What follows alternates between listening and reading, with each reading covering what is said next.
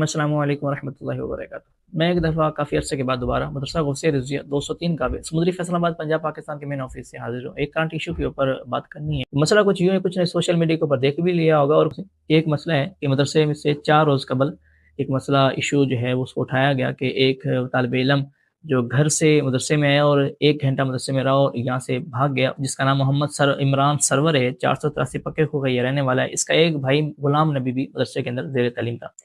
یہ 2 بھائی پڑھتے تھے۔ غلام نبی 2 سال سے زیر تعلیم تھا، اور یہ بچہ محمد عمران سرور جو کہ ذہنی طور پر معذور بھی تھا اور جس کو اپنے ٹھیک طرح سے اپنے ہوش و حواس بھی نہیں تھا، ماں باپ نے اس لیے مدرسے میں داخل کرایا کہ اس کو جی مدرسے والا سنبھالے، جو گھر والوں سے نہ سنبھلا جائے اس کو جی مدرسے میں داخل کروا کے نسوار رکھنا اس کا معمول، آوارہ گردی کرنا اس کا معمول۔ ہم نے بڑی کوشش کی، 6 ماہ تک اس کے اوپر محنت کی، اس کو سنبھالنے کی کوشش کی، لیکن وہ بچہ ذہنی طور پر اتنا معذور تھا کہ اس کو صحیح اور غلط کبھی نہیں پتا تھا، اور اس کو سنبھالنا، اس کی کفالت کرنا یہ خاصا مشکل تھا۔ اور یہ میں آپ کو بتاتا چلوں کہ یہ دونوں بچوں کی کفالت، کھانا پینا، رہائش، میڈیکل، یہ مدرسے کے ذمہ تھا، اور یہ مدرسے کے اندر زیر تعلیم بھی تھے اور رہائش پذیر بھی تھے۔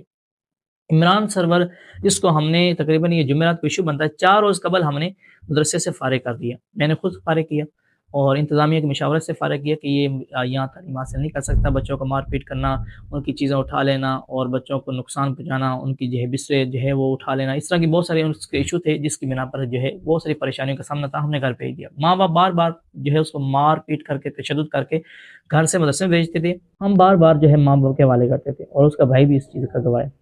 خیر 4 روز کے بعد بچے کو وہ مدرسے میں دوبارہ لاتے ہیں اور کہتے ہیں کہ اب یہ دوبارہ ایسا نہیں کرے گا۔ ہم نے ان کو سمجھایا کہ یہ بچہ بار بار دوڑ جاتا ہے، اگر کوئی ایشو بنا تو پھر ہم کیا کریں؟ کہتے ہیں جی آپ اس کو بٹھائیں، اور بلکہ بار بار وہ یہ کہہ رہے تھے کہ آپ اس کے اوپر تشدد کریں، اس کو ماریں۔ ہم نے بار بار ان سے، میں نے بذات خود کہا کہ نہیں بھائی ایسا نہیں ہے، ہم نہ اس کو مار سکتے ہیں، نہ تشدد کر سکتے ہیں، نہ ہی ہمارے ادارے کے اندر ایسا کوئی معاملہ ہے، آپ اس کو خود ہی جو کرنا ہے کریں، آپ لے جائیں۔ بہرحال انہوں نے میں کام کروا رہا تھا اور نیچے آ کر کے کلاس کے اندر بٹھا دیا۔ آج اس کو مختصر کرتے ہیں کہ وہ ادھر کلاس کے اندر بٹھا کے بچہ 1 گھنٹے کے اندر چلا گیا، اور گھر جانے کے بجائے وہ رشتہ داروں کے ہاں چلا گیا۔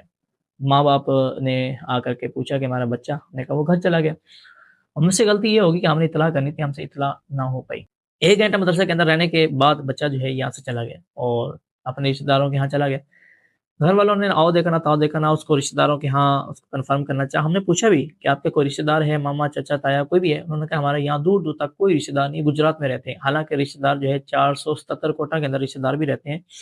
انہوں نے وہاں تصدیق کرنے کے بجائے جو ہے وہ 15 کے اوپر کال ملائی اور اغوا کے لیے جو ہے انہوں نے کمپلین کر دی۔